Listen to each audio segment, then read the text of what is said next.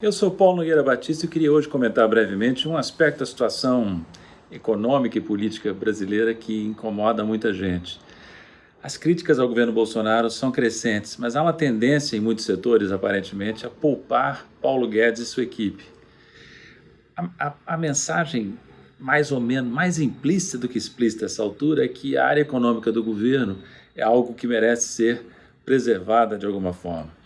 E, no entanto, Paulo Guedes e sua equipe são uma parte, a meu ver, integrante do desastre que se chama Bolsonaro. Não é por acaso que Bolsonaro escolheu Paulo Guedes como ministro da Economia. Há uma afinidade, os dois são extremistas. Paulo Guedes faz parte de uma ala extremista da economia ortodoxa, que é a escola de Chicago, nos Estados Unidos, onde ele estudou. Essa escola é às vezes referida como a defensora do fundamentalismo de mercado. Ela tende a subestimar o papel do Estado na área econômica, a superestimar, às vezes de maneira muito exagerada, o papel das forças de mercado e do setor privado.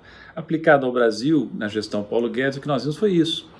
Um discurso, um plano de atuação do governo, vocalizado por ele, por Paulo Guedes, de que bastariam fazer-se reformas estruturais como a da Previdência, privatizar, para gerar um choque de confiança e fazer o setor privado brasileiro liderar a recuperação da economia. Não foi o que se viu, não foi o que se viu.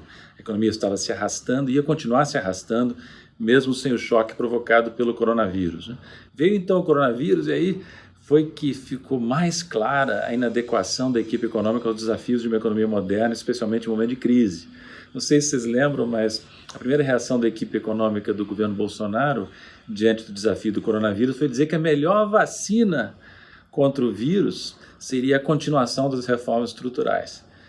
Demoraram a tomar as medidas necessárias para atender aos setores mais afetados, para defender os trabalhadores desempregados que perderam seus empregos no setor formal e informal. Tudo foi feito de forma tardia, atabalhoada, e nós estamos pagando um preço elevado por isso, né?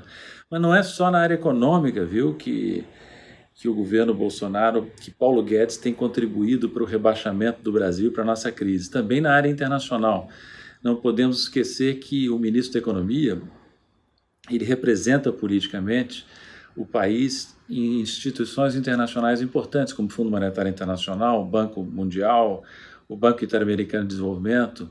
Ali sempre, quem está representando o Brasil no Conselho de Governadores dessas entidades é Paulo Guedes. E o que fez Paulo Guedes? Primeiro, no Banco Mundial, deixou a posição de diretor executivo que cabe ao Brasil vaga por mais de 6 meses, desocupada por mais de 6 meses, né? E culmina indicando para essa posição a figura notória do ex-ministro Weintraub, né? Não se enganem, tudo que ele fez aqui, os vexames que deu, circulou o mundo afora, todo mundo em Washington sabe, né?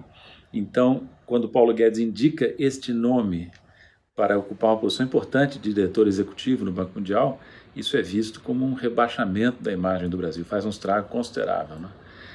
E há uma ironia nisso tudo que eu queria explicar brevemente. Quando eu fui diretor executivo pelo Brasil no FMI por 8 anos, eu participei de um esforço grande para reforçar a posição brasileira nas entidades internacionais, inclusive no Banco Mundial. Porque a nossa situação era a seguinte quando eu cheguei lá. O Brasil fazia uma rotação na posição de diretor executivo no Banco Mundial com Colômbia e Filipinas. Por quê? Porque nós queríamos o apoio dos países, a preservação do Brasil como comandante de cadeira no FMI. O nosso poder de voto do Brasil no FMI era baixo, isso criava uma vulnerabilidade, nós aceitávamos essa rotação. O que eu fiz? O que nós fizemos? Nós aumentamos substancialmente o poder de voto do Brasil no FMI, de maneira sem precedentes, e com isso pudemos dispensar a rotação na posição de diretor executivo no Banco Mundial com Colômbia e Filipinas. Isso não agradou esses países, mas olhem a ironia. Aí vai o Brasil, depois de ter feito esse esforço enorme para reforçar sua posição no Banco Mundial, deixa o cargo desocupado durante um tempo considerável e agora indica uma pessoa notoriamente despreparada, escandalosamente despreparada para ocupar a posição. E não foi só no Banco Mundial que a atuação de Paulo Guedes deixou a desejar.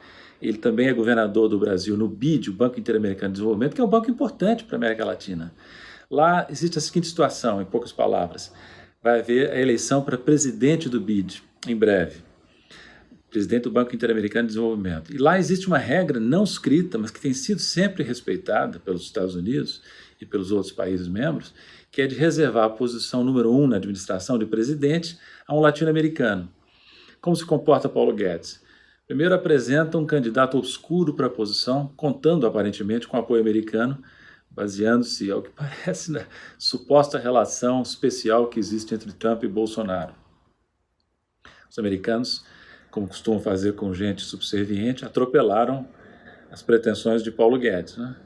Indicaram um cidadão estadunidense para a posição, mostrando uma disposição nunca antes mostrada de violar a regra não escrita que favorece a América Latina.